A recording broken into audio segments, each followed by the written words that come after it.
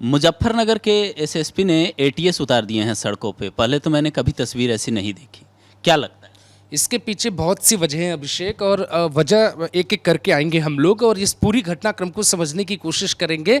और ये भी समझना चाहेंगे कि इससे जो आम लोग जो हमारा वीडियो देख रहे हैं उन तक एक सही जानकारी पहुँचे। और ये कोई ऐसा फैसला नहीं है कि जो अभी योगी आदित्यनाथ सरकार ने लागू कर दिया कि वहाँ पे एटीएस भेज दिया, पीएससी की कंपनियाँ बुला दी और आरएएफ की टीम बुला दी। तो ये जो कोशिश सरकार द्वारा की जा रही है वो क्यों की जा रही है, इसकी एक बहुत बड़ी कहानी चरणबद्ध तरीके से आते हैं। फिर आप आगे इन्फॉर्मेशन दीजिएगा कि कैसे पाकिस्तान का मुजफ्फरनगर कनेक्शन निकला था, कैसे गुजरात के जो लोग पकड़े गए थे उनका जो प्लान था अगर वो कामयाब होता तो क्या होता, तो क्या उस तरीके की प्लानिंग मुजफ्फरनगर में चल रही है, इस पर आते हैं। दरअसल बात यह है कि हरिद्वार में आपने देखा कि एक धार्मिक स्थल को कवर किया गया और उस पर खूब बवाल मचा और ये लोगों ने पूछा भाई ये आदेश किसका था। उसके कुछ देर बाद ही उस धार्मिक स्थल से वो जो उनको ढका गया था वो हटा लिया गया, कवर वहाँ से हटा लिया गया। वो कुछ इशारा था मुजफ्फरनगर से लेके हरिद्वार के बीच में कुछ ऐसा चल रहा है जो इनपुट आईबी ने जरूर योगी सरकार को भेजा है, क्योंकि इतनी बड़ी मात्रा में फोर्स हमने भी बिना किसी बड़ी वजह हमने नहीं देखा है कि कहीं इस तरीके की फोर्स को डिप्लॉय किया जाए। और ख़ास तौर से एटीएस तो बहुत बड़ी चीज़ है। और एसएसपी अभिषेक जो वहाँ पर हैं, एसएसपी मुजफ्फरनगर के, उन्होंने मीडिया में एक शब्द का इस्तेमाल किया कि बैकएंड में जो टीम काम कर रही है वो एटीएस के साथ साथ एसटीएफ भी कर रही है, वो उनका बयान है। और STF, ATS, PSC, UP police, कई अधिकारी, कई आईपीएस अधिकारी वहां पे अतिरिक्त प्रभार पे भेजे गए हैं मुजफ्फरनगर में। उसके अलावा पूरा सहारनपुर जोन बहुत सेंसिटिव मोड पे बैठा हुआ है। कुछ तो ऐसा वहां पे रचा जा रहा है जिसके कारण योगी आदित्यनाथ ने यह बड़ा फैसला किया, वहां पे एटीएस कमांडो भेजा। जो लोग ये कह रहे थे कि योगी आदित्यनाथ को झुका देंगे या योगी आदित्यनाथ की कुर्सी लेने की कोशिश की जा रही है, उनका बुलडोजर जो है नहीं चला हाथरस वाले बाबा पर, तो यहां भी जवाब दिया जाएगा। और जैसा आप कह रहे थे कि जवाब तैयार है, चाहे वो सीए हो या फिर कोई आंदोलन हो, उसका जवाब तैयार रहता है। तो जाहिर तौर पे कोई ना कोई बदले की भावना वहां पे चल रही है और इसी कारण अभी पहली यूनिट पहुंची है वहां पे एटीएस की, दूसरी तीसरी भी पहुंचनी है। तकरीबन एक जिले में 5000 फोर्स अलग अलग। और जब आप इस तरीके से प्लान करते हैं तो आप लेयर में सिक्योरिटी को बांटते हैं। पहली सिक्योरिटी आपके एलआईयू संभाल रही है जो एसएसपी खुद कह रहे हैं, दूसरी जो सिक्योरिटी है वो यूपी पुलिस संभाल रही है, तीसरी सिक्योरिटी पीएससी संभालेगी, चौथी सिक्योरिटी आरएएफ संभालेगा और पांचवी सिक्योरिटी संभाल रहा है आपका ये एटीएस कमांडोज।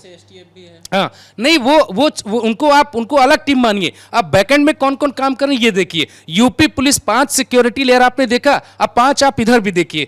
यूपी पुलिस का पूरा हेडक्वार्टर मुजफ्फरनगर पे फोकस है। एक अलग टीम बनाई गई है यूपी पुलिस जो मुजफ्फरनगर के कॉल को देखना चाहती है कि वहां पे कुछ भी संदिग्ध ऐसा ना हो जो कार्रवाई करने में देरी हो जाए, पहला। दूसरा, अगर आप देखें तो जो एसटीएफ है, जो एसटीएफ इन केसेस में आप देखते होंगे कि एसटीएफ तब जाती है जब किसी को उठाना होता है और एसटीएफ के पास पूरी रिपोर्ट होती है। चूंकि आप समझिए जो एटीएस है, एटीएस इंफॉर्मेशन में कमजोर होती है। एटीएस को एक्शन के लिए तैयार किया जाता है कि अगर आप कुछ करेंगे तो आपके हाथ पांव आप सलामत नहीं रहेंगे, इसलिए एटीएस को उतारा जाता है। लेकिन एसटीएफ बहुत दूसरी चीज है। एसटीएफ पुलिस का एक दूसरा रूप है जो बहुत डीपली जाके, जैसे आप देखते होंगे, आपने देखा होगा भाई, कार्यक्रमों में आपने देखा होगा, फिल्मों में देखा होगा कि सीआईडी लेवल की जो जांच होती है उससे भी गहरी जांच एसटीएफ की होती है और एसटीएफ पीछे से काम कर रही है। तो सिक्योरिटी नंबर 3 ये हो गया आपका।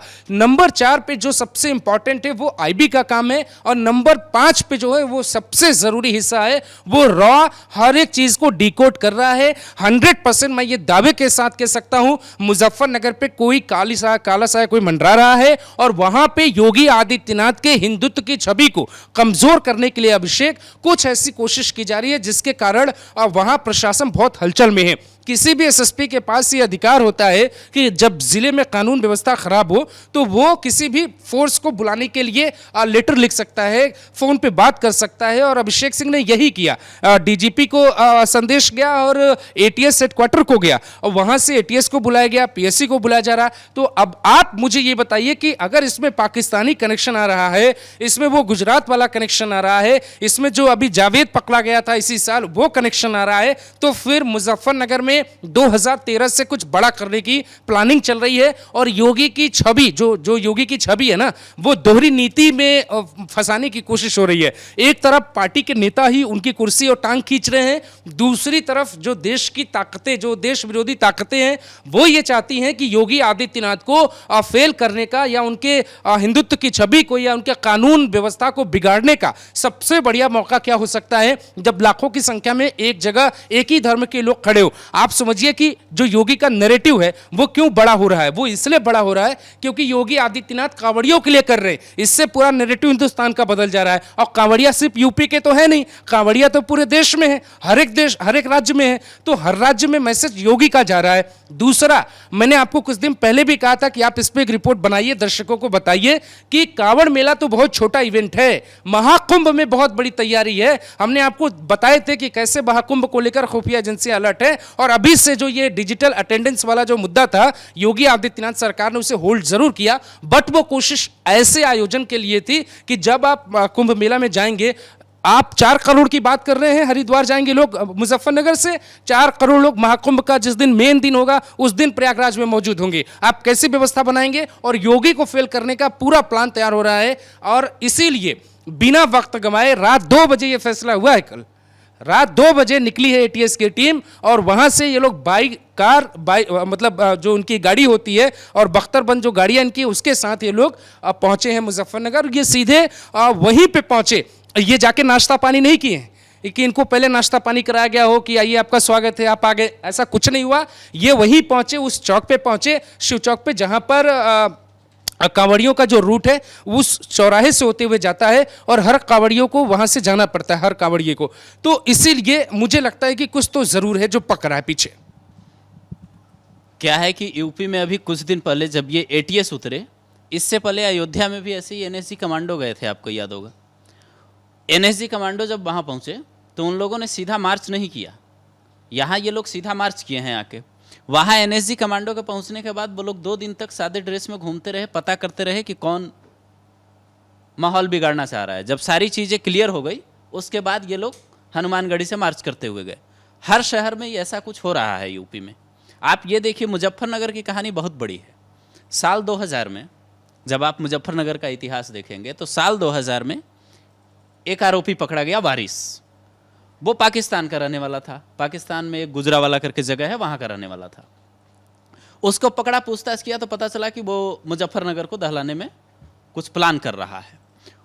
चलिए, वो काफ़ी टाइम 24 साल हो गया। आप 2013 देखिए, 2013 के बाद आप अभी 2024 देखिए, फरवरी महीने में चुनाव से ठीक पहले जावेद नाम का एक लड़का पकड़ा जाता है। उसके पास आईईडी बम होता है। आप सोचिए, आईईडी बम का मतलब है उसके पास जो एक आईईडी बम था, जो जिस बोतल में उसने वो बम बनाया था, उस बोतल से एक घर आराम से विस्फोट हो सकता था, एक घर, उसके आसपास के एरिया तबाह हो सकता था। वैसे 200-400 ऑर्डर उसको मिले थे और एक महिला ने ऑर्डर दिए थे। वो महिला कौन है? ये तो एक जावेद पकड़ा गया है, हो सकता है पुलिस के पास इनपुट हो कि ऐसे कई और लोग हैं। कांवड़ यात्रा से बेहतर मौका दुश्मनों के लिए तो नहीं हो सकता ना। और ये मुझे लगता है कि एसएसपी के पास इनपुट यहाँ रॉ से मिला है। मैं इसमें एक चीज़ जोड़ देता हूँ, आपकी बात जो है जावेद और आप बाकी लोगों का जिक्र कर रहे हैं, वो मुझे ऐसा लगता है अभिषेक कि जो देखिए कश्मीर का पैटर्न काफ़ी बदला है। पहले घाटी में हमले होते थे, अब हिंदू बहुल इलाके जम्मू में हो रहे हैं। आप ये देख रहे हैं ना कि हमारे जवान शहीद हो रहे हैं, और पाकिस्तान के कई जो देश विरोधी ताकतें हिंदुस्तान की, वो वहाँ पे एक्टिवेट है। और वो घुस कैसे रहे हैं? वो उस इलाके में घुस रहे हैं जहाँ वो बहुत आसानी से संरक्षण प्राप्त कर ले रहे हैं। तो प्रशासन को चूंकि इस बात का डर है कि जो लोग जम्मू में घुसे, वहाँ पे जिस तरीके से मोदी सरकार ने रिटर्न गिफ्ट भेजा है उनके लिए कि हमारे भी जो जवान हैं वो जाएंगे, कमांडोज जो हैं, एक से कमांडोज वहाँ पे भेजे गए हैं, तो उनको वहाँ पे हो सकता है मौका ना मिले, वो प्लान अपना चेंज करके मुजफ्फरनगर आना चाहते हो। दूसरा ये कि गुजरात से जिन 4 लोगों को पकड़ा गया था, जो 39 बार श्रीलंका से आए थे, उनका भी यही प्लान था, वो भी बड़ी साजिश रच रहे थे। उनका प्लान ये था, आईपीएल में एक मैच होना था अहमदाबाद में 2 टीमों के, नहीं फाइनल नहीं था अभिषेक, फाइनल के पहले का मैच था शायद, और उस मैच में वो स्टेडियम में घुसना चाहते थे, और घुसकर एक बड़े मतलब क्राउड को वो अटैक निशाना बनाना चाहते हैं। तो तो मुजफ्फरनगर में एक बड़ा क्राउड मिल रहा है आपको, और अगर वैसी घटना होगी तो इंटरनेशनल लेवल पे न सिर्फ बीजेपी की, योगी की, बल्कि देश के अपमान का एक मौका मिलेगा उन्हें, और वो वही करने की कोशिश कर रहे हैं। मेरा जो आकलन है इन विषयों पर लेकर वो ये है कि अगर आप देखें तो जब रैली चल रही थी, चुनावी रैली जब चल रही थी, तब हमने आपको एक खबर बताई थी और आपने उस पर काम भी किया था।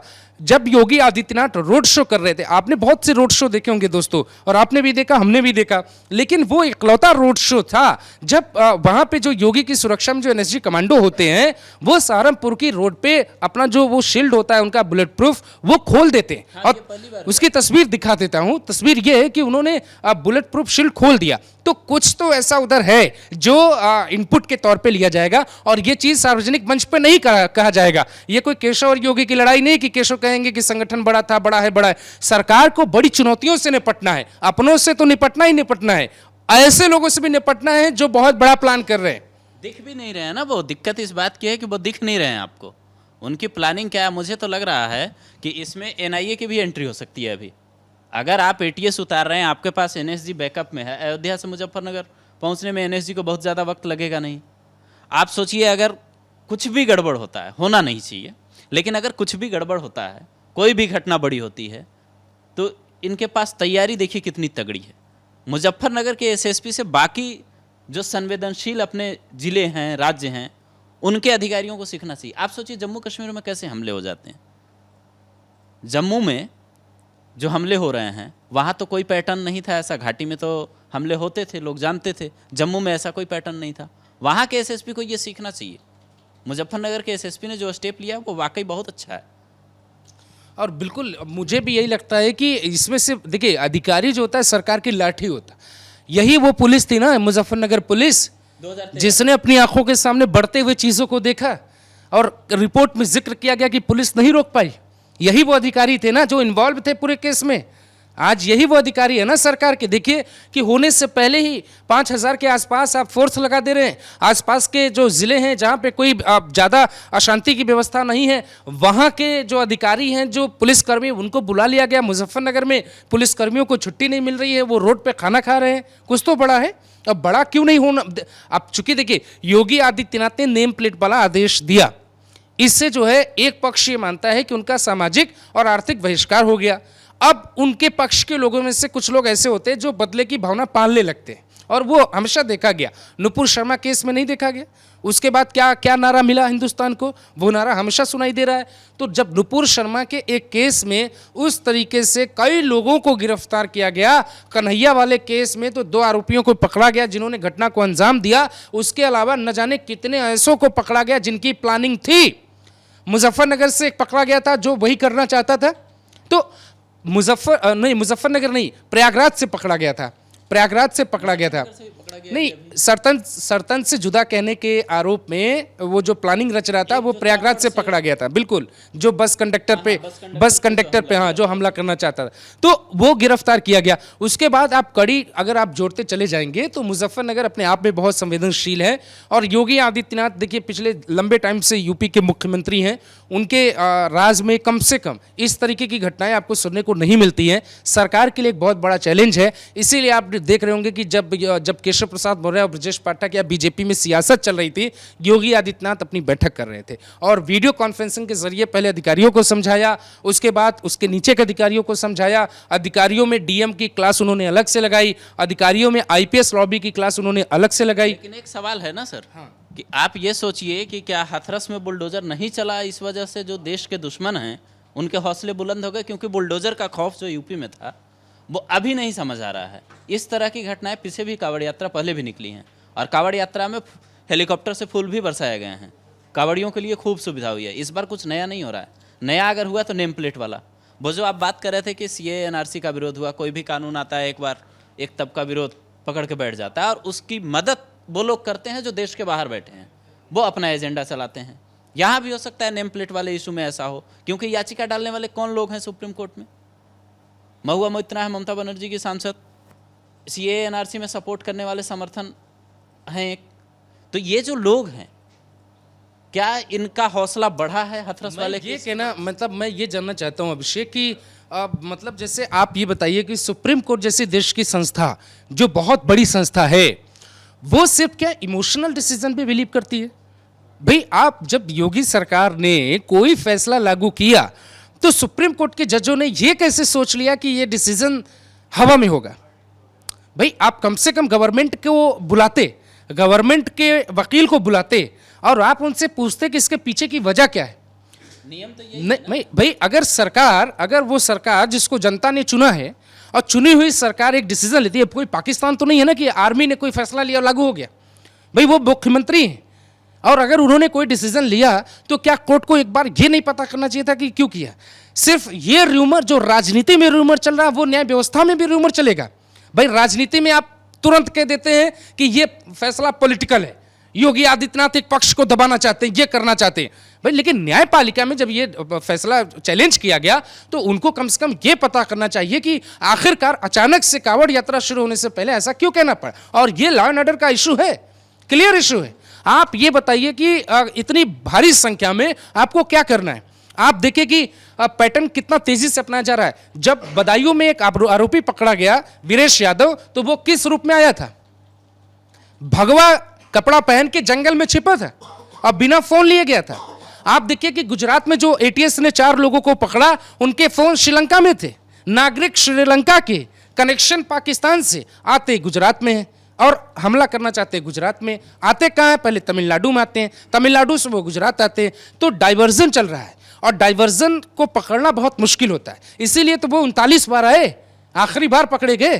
तो कांवड़ यात्रा के दौरान भी ये डाइवर्जन प्रशासन को दिख रहा है कि कोई उसी रूप में आएगा जहां से आपको देखकर भरोसा ना हो कि ये आपका दुश्मन है और आपके आसपास खड़ा रहेगा, वो अंजाम दे सकता है अपनी चाहत को। इसीलिए प्रशासन इतना एक्टिवेट है। फिलहाल 2 बातें दोस्तों बहुत साफ है, इस डिबेट को अब यहीं पे खत्म करते हैं। बाकी आप बताइए कि एटीएस जब वहां पे भेजा गया एटीएस को, तो इसके पीछे की वजह क्या हो सकती है? ये साफ है कि मुजफ्फरनगर पे पूरी दुनिया की नजर है। योगी आदित्यनाथ का नेम प्लेट वाला इशू, क्या उन पे भारी पड़े ऐसी कोशिश देश के दुश्मनों द्वारा की जाएगी? योगी आदित्यनाथ को डिफेम करने की कोशिश की जाएगी? योगी आदित्यनाथ को नीचे दिखाने के लिए एक आस्था से जुड़े हुए धर्म को चोट पहुंचाया जाएगा? ऐसे कई सवाल है जो आपके मन में चल रहा हो, लेकिन फिर भी सिस्टम में भरोसा आपको करना पड़ेगा। और ऐसा सिस्टम जो घटना से पहले ही 5000 फोर्स बुला ले, भरोसा बढ़ जाता है, मुझे लगता है।